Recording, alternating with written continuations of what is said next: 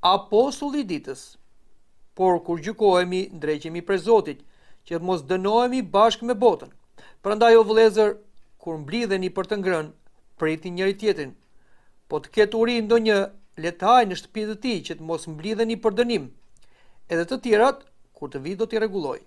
Dhe për dhurata shpirtërore vëllezër nuk dua të jeni të paditur. E dini se sikur ishit kombe, të riqeshit pas illujve të pagoj.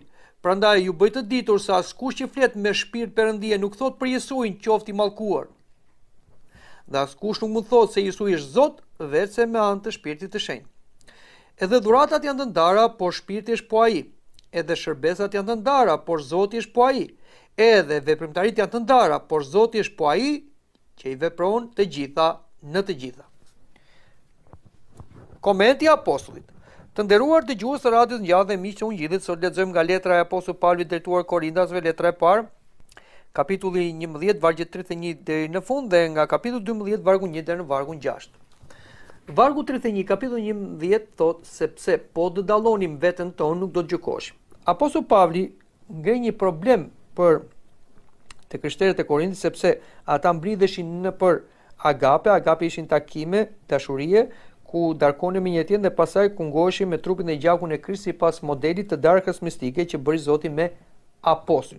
Por shpeshherë në këtë darka agape ata vinin të padenj dhe aq më tepër kungoheshin të padenj dhe për këtë arsye dhe Zoti i kishte qortuar, i kishte dënuar, siç na thuhet në vargun 30, prandaj kanë mes tuaj shumë të dobët dhe të smur dhe vdesim ja veta. Prandaj thot, nëse ne ushtrojmë vetgjykim, pra kontroll të vetvetes, nuk do kemi nevojë të disiplinohemi. Kjo është një këshill që apostulli Pavli ja bëri Korintasve, po ja bën të krishterë në çdo kohë. Pra, sa herë që neve shkojmë në darkë mistike, pra të kungojmë me trupin dhe gjakun e Zotit, patjetër duhet të kemi një vetgjykim, një ekzaminim të gjendjes sonë mëkatare.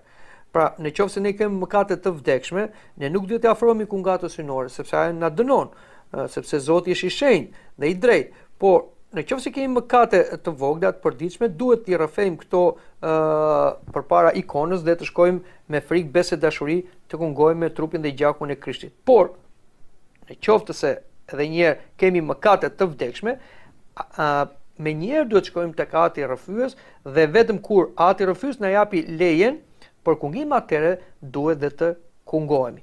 Por këtë na i thot dhe vargu 32, por kur gjykohemi, ndreqemi prej Zotit që mos dënohemi bashkë me botën. Pra, apostulli thot, por kur gjykohemi, ndreqemi nga Zoti. Pra, ose kur Zoti na gjykon drejt për drejt, se ai është gjykatësi i drejtë dhe na qorton për mëkatet tona, pra me një sëmundje, me një fatkeqësi që të na sjellin në pendim, ose kur neve vetë gjykojmë vetveten, atëherë çfarë ndodh? Neve ndreqemi prej Zotit. Zoti nuk do që ta dënoj mëkatarin, por kundër ta shpëtoj. Aq më tepër ndreqja e Perëndis nuk do thotë që Zoti na urren, përkundrazi, atë që dua thotë e ra me thupër dhe Perëndia e bën këtë që të mos dënohemi bashkë me botën. Këtu bashkë pra me të pabesët dhe mëkatarët. Në vargun 33 na thuhet, prandaj vëllezër, kur mblidheni për të ngrënë, pritni njëri tjetrin. Këtu apostulli thotë kur mblidheni për të ngrënë, pra flasim në ato drekat ose darkat agape, le të presim njëri tjetrin, që do të thënë mos të mblidhemi thjesht në të ngrëna të pira për veten tonë, por të shtirohemi nga ky egoizëm dhe këto drekat agape të ishin për të bashkuar njëri tjetrin në dashuri të sinqertë, me ndihmë të sinqertë, që kështu të bashkuar si një trup i vetëm të shkojë pastaj në darkën mistike, në kungatën hyjnore. Prandaj dhe duhet funksiononin këto darka ose drega, të cilat bëheshin përpara se të kungoheshin të krishterët. Vargu 34 thotë, por po të ketë uri ndonjë letaj në shpinën e tij që të mos mblidheni për dënim dhe të tjerat kur të vi do t'i rregulloj. Apostulli Pavli tani kërkon ta zgjidh problemin e kishit Korintit në lidhje me agapet, me këto darkat e përbashkëta, sepse këto kishin krijuar dhe problematika, ndarje, përçarje, armiqësi, se atje dikush i kishte për të ngrënë dhe për pirë vinte me ushqimin e tij të bollshëm për vete dhe për familjen e vet, e të pronin në ushqim dhe të pira, aq më tepër kjo krijonte edhe ndarje midis komunitetit, sa ai që s'kishte shikonte atë që kishte, dhe kështu në këtë gjendje teprimi dhe armiqësia ata afroheshin dhe kungoheshin. Prandaj dhe dënoheshin nga vetë kungata me smundje dhe me vdekje të parakoshme. Por apostulli thot, po të ketë uri ndonjë le të hajë në shtëpinë e tij. Pra, mos u mblidhin në kish për të ngrënë dhe për të pirë, pra siç i kishin degeneruar agapet, por që të mos mblidheni për dënim. Pra, e rëndësishme është që në kish ata duhet të mblidheshin rreth Zotit, rreth darkës mistike, rreth trupit të gjakut të Krishtit dhe nuk duhet ngatruar ky ushqim me ushqimin tjetër. Kjo është arsye që në kishën tonë ortodokse, përpara se të kungohemi, ne mbajmë një kreshëm të fortë, pra që në të shtunën në darkë nuk lejohet të hahet ushqim me bazë shtazore dhe në produkte, por vetëm ushqim me bazë bimore, dhe për ata që janë më të fortë është dhe një ushqim pa vaj.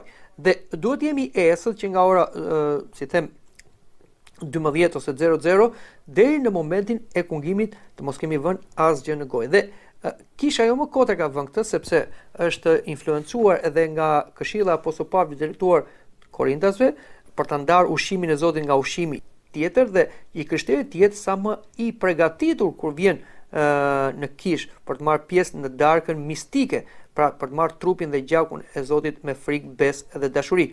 Se ndryshe mund të ndodhi që të jemi të paprgatitur dhe atëherë në vend që të shkojmë në kish për bekim, ne vim për dënim. Dhe vazhdon apostulli dhe të tjerët kur të vi do t'i rregulloj. Pra, përveç këtij problemi kishte edhe probleme të tjera në kishën e Korintit që apostulli thotë do t'i rregulloj kur ai të vi vet fizikisht tek ata. Vazhdojmë dhe lexojmë në kapitullin 12 vargu 1 ku na thuhet: edhe për dhuratat shpirtërore vëllezër nuk dua të jeni të paditur.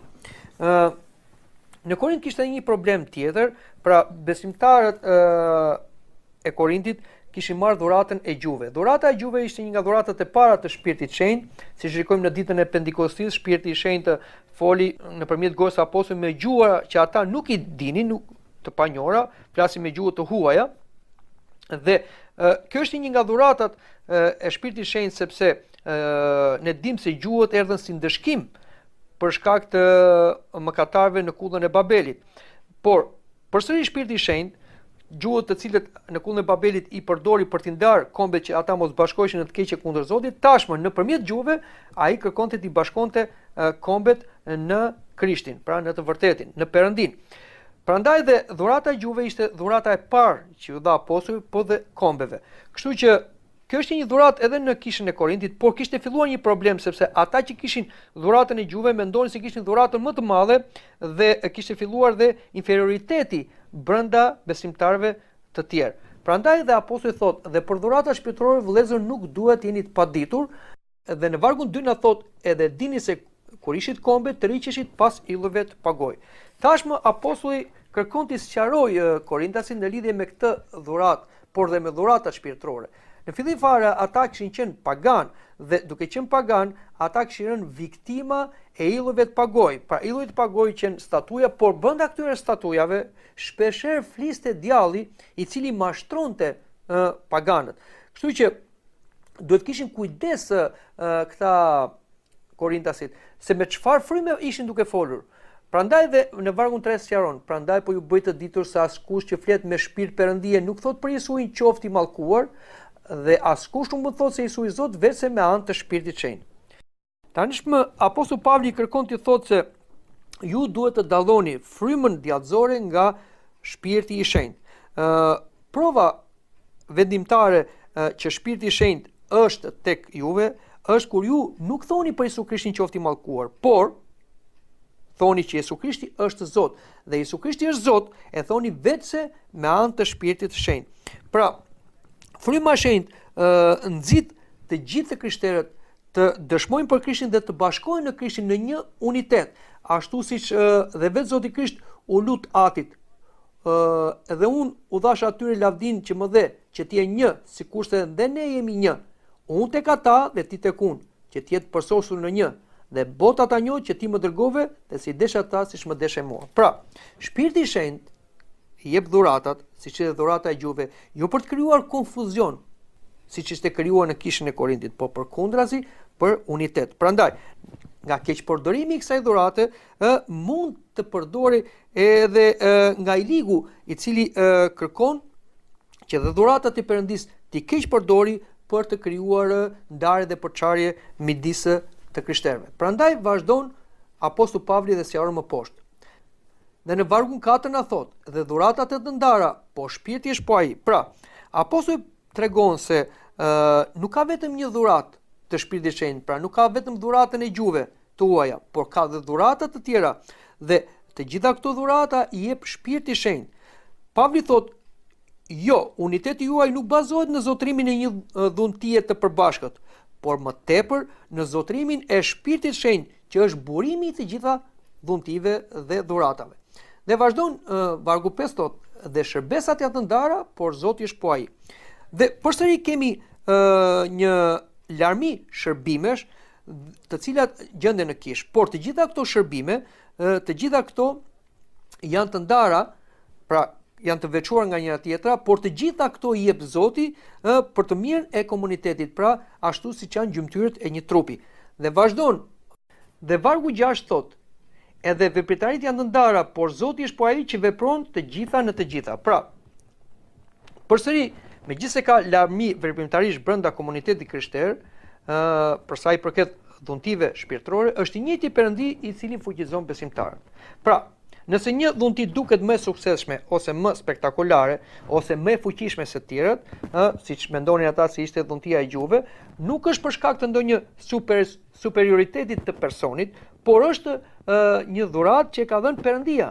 Perëndia atë me anë të Birit dhe të Shpirtit të Shenjtë. Sepse vetë apostulli Pavli na përmend të tre personat e Trinisë së Shenjtë, përmend Shpirtin e Shenjtë që ndan dhurata, përmend Isu Krishtin, Zotin, që ndan shërbesa dhe përmend Perëndin atë që ndan veprimtari. Prandaj, ashtu si Perëndia triadik është në tri persona, Atë, Biri dhe Shpirti i Shenjtë, të cilët kanë atribute të ndryshme, por janë të bashkuar në unitet, jo vetëm për shkak të esencës hyjnore që kanë, por edhe për shkak të dashurisë së përsosur për njëri tjetrin, kështu edhe do të jenë të krishterët. Dhuratat, shërbimet dhe veprimtaritë brenda kishës nuk do t'i ndajnë t'i përçajnë, nuk do t'i bënë egoist, përkundrazi duhet t'i bashkojnë në unitetin e përbashkët në një Perëndi, në një kishë që është trupi i Krishtit, ku qëndron dhe vepron Shpirti i Shenjtë. Dëgjuat komentin e letrës së apostullit Pavlit drejtuar Korintasve.